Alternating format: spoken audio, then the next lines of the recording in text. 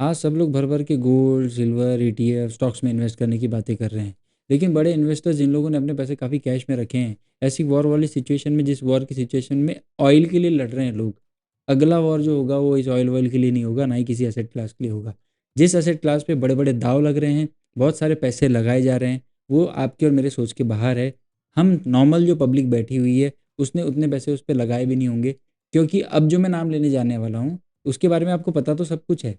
लेकिन क्या आगे चल के इस पर पैसे बन सकते हैं, इसके बारे में आप डाउटफुल रहोगे। इसीलिए मैंने ये जो वीडियो बनाया है, इस वीडियो में हर बात जो मैं बोलने वाला हूँ किसी न किसी क्रेडिबिलिटी के साथ बोलूँगा, बेसलेस नहीं, हवाबाजी नहीं। आपको ये जानकर बहुत ज़्यादा आश्चर्यचकित हो जाएगा कि भाई आज जो बड़े बड़े लोग इन्वेस्ट कर रहे हैं, बिल गेट्स जैसे लोग जो इन्वेस्ट कर रहे हैं, वो इन्वेस्ट कर रहे हैं पानी में। चलिए लाइव स्क्रीन पे दिखाता हूँ कि ऐसा क्यों हो रहा है।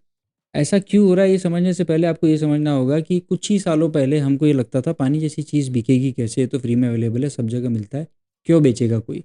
और बॉटल में डालकर आपको 20 रुपये में बेचा गया और आज भी आप उसको खरीद रहे हो अलग अलग तरीके से। ध्यान रखने वाली बात यह है कि वर्ल्ड बैंक के अकॉर्डिंग 70% का जो फ्रेश वाटर होता है वो एग्रीकल्चर मतलब खेती में ही कंज्यूम किया जाता है और खर्च किया जाता है।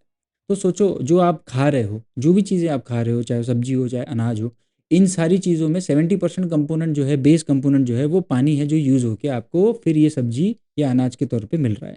तो इसका कंजम्पशन एंडलेस है, बहुत ही ज़्यादा है।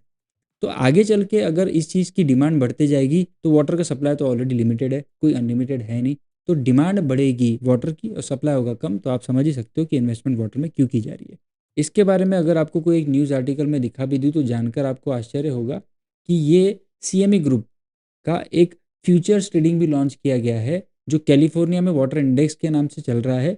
और ये जो सीएमई का फ्यूचर इंडेक्स है वो वाटर में ट्रेड करने के लिए बनाया गया है। जैसे कि आप गोल्ड, सिल्वर में, कॉपर में और सारे जो कमोडिटी मार्केट होते हैं उसमें ट्रेड करने के लिए फ्यूचर्स में ट्रेडिंग करते हो, वैसे वाटर की ट्रेडिंग चालू हो चुकी है सीएमई में। वीडियो की शुरुआत में भी आपको मैंने बताया था कि बिल गेट्स भी ऐसे ही कुछ मूव्स कर रहे हैं, सबसे ज़्यादा फार्मलैंड ये खरीद रहे हैं।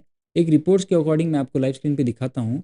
इस रिपोर्ट के मुताबिक बिल गेट्स ने लार्जेस्ट ओनरशिप एक्वायर की है प्राइवेट फार्मलैंड्स की यूएस में 18 स्टेट्स में। और ये देख सकते हो इतने सारे स्टेट्स में उन्होंने फार्मलैंड खरीदा है, जिसका टोटल एरिया है 2,68,984 एकर्स। इतनी बड़ी लैंड लेकर आपको क्या लगता है, इतनी बड़ी लैंड लेकर क्या बिल गेट्स खेती करेंगे? बिल्कुल नहीं। ये पूरा गेम जो चल रहा है ना, इसका पूरे की पूरा फार्मलैंड को एक्वायर करके इसके अंदर जो अंडरग्राउंड वाटर है, ये वाटर के राइट्स खरीदने के लिए गेम चल रहा है, ना कि कोई खेती करने के लिए। और ये जो काम हो रहा है ना, सिर्फ एक बिल गेट्स इंडिविजुअल तौर पर नहीं कर रहे हैं, बहुत सारे इंस्टीट्यूशनल बायर्स भी इसके पीछे हैं, जिसमें चर्च के बहुत सारे ग्रुप्स हैं और इंस्टीट्यूशंस हैं जो बाय कर रहे हैं। और वॉशिंगटन में एक फार्मलैंड भी ले रहे हैं, जिसमें कोलंबिया के वाटर राइट्स, कोलंबिया की जो नदी है उसकी भी वाटर राइट्स ये लोग फार्मलैंड के साथ में एक्वायर कर रहे हैं। अब ये आर्टिकल अगर आप देखोगे तो एरिजोना में क्या हो रहा है, एरिजोना में भी वाटर राइट्स प्रॉपर्टी वैल्यू के साथ में कंप्लीमेंट कर रही है। मतलब properties with secure water rights, जिनके पास वाटर राइट्स हैं वो मोर वैल्यूएबल हैं, जिनके पास नहीं है वो डेवलपमेंट के स्लो फेज से गुजर सकते हैं और उनको वैल्यूएशंस भी कम फेस करनी पड़ सकती है। ये भी एक इस आर्टिकल में आपको एरिजोना के दिख रहा है। वहाँ पे तो ऐसा हो रहा है कि फार्मलैंड्स खरीदी जा रही हैं, वाटर राइट्स को सिटीज़ को बेच दिया जा रहा है। मतलब कि फार्मलैंड्स को खरीद कर यहाँ की वाटर सप्लाईज को सिटी से कनेक्ट कर कर पानी बेचकर पैसे कमाए जा रहे हैं। और फार्मर्स को ये लैंड ऊपरी तौर पर उनकी फार्मिंग के लिए ले करके और उनको लीज पर देके वहाँ से भी पैसा बनाया जा रहा है, मतलब डबल साइडेड रिटर्न कमाया जा रहा है।